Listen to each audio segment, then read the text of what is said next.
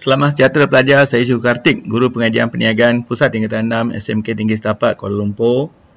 Hari ini cikgu nak bincang bahagian terakhir dalam bab yang keempat pengajian perniagaan SEM3, iaitu etika perniagaan dan tanggungjawab sosial.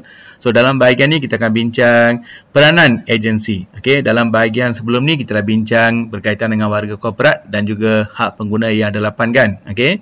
So kita akan bincang apakah peranan agensi, iaitu persatuan pengguna, termasuklah FOMCA, Persatuan Pengguna Muslim, okey.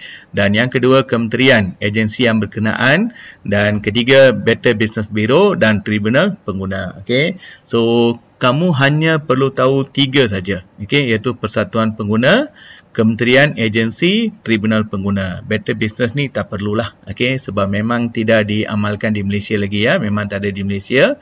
Jadi tumpukan pada 3 saja, okey. Persatuan pengguna, kementerian, agensi dan juga tribunal pengguna. Cikgu akan bincang 3 saja ya. Okey. Persatuan pengguna. Okey, persatuan pengguna adalah satu badan sukarela yang ditubuhkan oleh pengguna untuk melindungi kepentingan pengguna. So we call that persatuan pengguna. Okey, so setiap negeri ada persatuan pengguna. Contohnya persatuan pengguna Pulau Pinang. Okey, so yang paling penting ialah apakah peranan. Ini yang akan diuji dalam exam nanti ya. Apakah peranan persatuan pengguna? Okey, yang pertama menerima aduan. Okey, terima aduan. Jadi pengguna boleh buat aduan pada persatuan pengguna. Contohnya you beli barang yang kurang bermutu ke, okey, ada penyelewengan, penipuan, timbangan yang salah, jadi kita boleh mengadu kepada persatuan pengguna. Tugas mereka menerima aduan. Okey, yang kedua mereka akan menyiasat aduan dan mengambil tindakan. Okey, bila kita hantar atau kita buat aduan pada persatuan pengguna, mereka akan siasat balik. Adakah aduan ni benar atau tidak, dan tindakan yang boleh diambil seperti menulis surat kepada penjual, okey, melapor kepada kerajaan dan sebagainya. Okey, menyebarkan maklumat ke penggunaan. Ini tugas yang ketiga. Okey, so maklumat ke penggunaan ni seperti hak pengguna, okey, barang-barang yang boleh menjejaskan kesihatan pengguna. Okey, so persatuan pengguna sentiasa menyebarkan maklumat kepada pengguna, okey, melalui media elektronik, okey, risalah, okey, pameran, Facebook. Ada pelbagai kaedah digunakan oleh persatuan pengguna untuk menyampaikan maklumat ke penggunaan. Okey. Yang ketiga, mengambil tindakan undang-undang, okey, bagi pihak pengguna ya, ke atas pihak-pihak yang melakukan penyelewengan atau membuat jualan produk yang kurang bermutu. Okey, lepas terima aduan dia akan siasat. Kalau memang aduan ni berbaloi, dia akan ambil tindakan undang-undang. Okey. Dan 5, bekerjasama dengan kerajaan. Okey, contohnya aktiviti pemantauan, serbuan dan sebagainya. Okey. Dan last one, menjalankan kajian. Okey, penyelidikan ujian ke atas barangnya. Persatuan Pengguna Pulau Pinang ni sentiasa menjalankan kajian, okey, berkaitan dengan produk-produk dalam pasaran, dan mereka akan menyebarkan maklumat penyelidikan ini kepada pengguna dan juga kerajaan untuk tindakan seterusnya. Okey, ini Persatuan Pengguna. Okey. Kita ada Persatuan Pengguna Malaysia atau FOMCA. Okey, dia adalah gabungan, okey, gabungan Persatuan Pengguna, okey, Federation of Malaysian Consumer Association, dipanggil FOMCA. Dia menggabungkan semua persatuan pengguna di Malaysia. Okey, so peranannya lebih kurang sama tadi, iaitu memberi dan menyebarkan maklumat, okey, memberi pendidikan kepenggunaan, memberi perlindungan kepada pengguna dengan sediakan bantuan guaman, okey, siasat dan buat kajian untuk kajian ke atas produk untuk memperoleh maklumat yang benar. Nampak tak? Lebih kurang sama dengan persatuan pengguna. Okey. Kita ada Persatuan Pengguna Islam, PPIM. Okey. So PPIM ni untuk membela dan pertahankan hak dan maruah pengguna Islam. Okey, antara tugasnya adalah kesedaran kepada setiap pengguna Islam tentang tanggungjawab mereka untuk memperjuangkan hak kepenggunaan Islam. Okey, beri kesedaran kepada pihak pembekal tuntutan Islam dalam penggunaan, contohnya barang yang halal, okey, menjadi pemangkin pada perkembangan ekonomi umat Islam, okey, mencari penyelesaian untuk masalah kepenggunaan Islam, dan juga organisasi yang berpengaruh dan menyertai arus pembangunan negara dengan positif. Okey, ini antara tugas Persatuan Pengguna Islam. Okey. Okey, ini yang paling penting, peranan Kementerian Perdagangan Dalam Negeri dan Hal Ehwal Pengguna, KPDN ACP. Okey, dibagi kepada 2, itu dalam perdagangan dan juga kepenggunaan. Okey, so baca soalan dengan teliti ya. Adakah soalan tanya peranan dalam perdagangan atau peranan dalam kepenggunaan, dibagi kepada dua. Okey. Apa peranan KPDN HCP dalam perdagangan dalam negeri? Itu membangunkan peluang perniagaan. Okey, contohnya menyediakan menggalakkan aktiviti pemborongan dan peruncitan, koperasi, franchise, jualan langsung. Okey. Sektor iliran petroleum maksudnya seperti stesen minyak, okey, all this menentukan dan memantau harga barang-barang perlu, okey, barang-barang keperluan, okey. Contohnya seperti beras, gula, garam, tepung, minyak masak, okey. Mereka memantau, okey, harga barang perlu. Kawal selia penjualan dan pengedaran barang-barang perlu, okey. So mereka akan pastikan peruncit menyediakan bekalan yang mencukupi, okey. Kalau bekalan tak cukup, mereka cuba mengambil tindakan, contohnya mengimport all this, okey. Barang-barang petroleum dan petrokimia, contohnya minyak diesel, okey, minyak petrol, urus niaga jualan langsung, okey. Melaksanakan peraturan timbang dan sukat. Okey, ini untuk memastikan peniaga menggunakan sistem pertimbangan dan sukatan yang betul okey. Menyelaras perkara berkaitan dengan perbadanan syarikat dan perniagaan mengikut akta berkaitan. Contohnya pendaftaran syarikat, okey, pendaftaran perniagaan all this.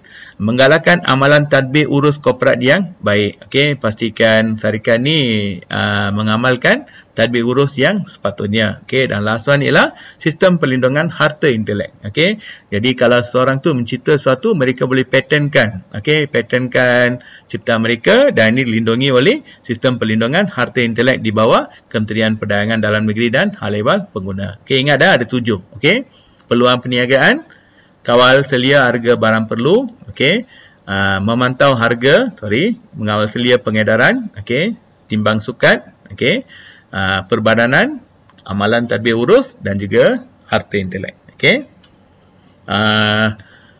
Penggunaan, okey, melaksanakan program pendidikan pengguna, okey, memperkukuhkan program kesedaran pengguna dan perlindungan pengguna dan juga menggalakkan dan bantu gerakan kepenggunaan. Contohnya menyediakan bantuan, okey, bantuan pada persatuan pengguna, okey, mengadakan kempen, okey, all this ini untuk peranan kepenggunaan. Okey, ingat 7 peranan perniagaan, 3 peranan untuk kepenggunaan. Okey, ini bahagian yang sangat penting ya. Okey, last one ialah Tribunal Tuntutan Pengguna Malaysia, TTPM. Okey, so ada beberapa bahagian yang kamu kena tahu. Apakah objektif TTPM? Iaitu menyediakan forum alternatif pada Mahkamah Sivil. Okey, Mahkamah Sivil ni untuk kes-kes sivil yang besar seperti perceraian, okey, penipuan, all this yang melibatkan jumlah yang besar. Jadi kalau kita nak bawa kes ke Mahkamah Sivil, kita perlu lantik peguam yang melibatkan kos yang sangat tinggi. Jadi TTPM ni adalah satu forum alternatif, pilihan. Okey, pilihan yang kita ada untuk mendapatkan ganti rugi dengan murah, mudah dan cepat. Okey, bayaran yang dikenakan adalah sangat-sangat minimum. Okey, bayarannya sangat minimum. Okey, tak silap cikgu, memang tak ada bayaran. Okey, tak ada bayaran kalau kita nak gunakan kemudahan TTPM. Okey. Okey, dan dia juga mendengar dan mengadili tuntutan dengan bebas, adil dan saksama. Okey. So mereka cuba membantu pengguna dengan mengadili tuntutan dengan bebas, adil dan saksama dan juga membangunkan undang-undang berhubung dengan perlindungan pengguna. Ini objektif TTPM. Okey, bidang kuasa TTPM, satu tuntutan untuk tebus rugi bagi pembelian barangan perkhidmatan yang dibenarkan di bawah bidang kuasa tribunal. Jadi bukan semua pembelian yang dia boleh mengambil tindakan pengadilan, hanya untuk yang ada dalam bidang kuasa. Kita akan bincang nanti. Okey, tuntutan tidak melebihi RM50,000. Okey, tidak melebihi RM50,000 dan TTPM juga boleh mengadili tuntutan yang terakru dalam masa 3 tahun dari tuntutan itu. Okey, katakan kes ni berlaku pada tahun 2020 dan tuntutan boleh dibuat sampai 2022. Okey, 3 tahun okey.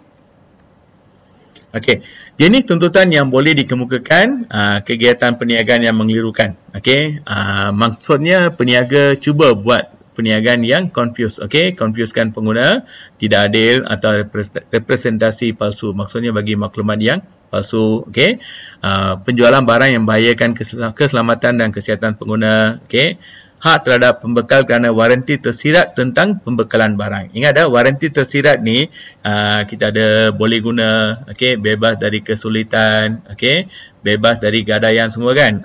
Jadi yang tu dia kena patuhi. Okey.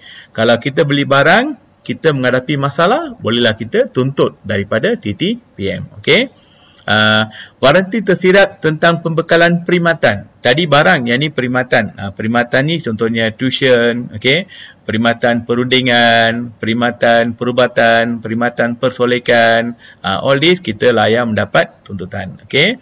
Hak terhadap pembekal berkenaan waranti nyata tentang penghilangan barang. Okey, waranti nyata maksudnya waranti yang langsung lah. Contohnya spesifikasi produk, okey, all this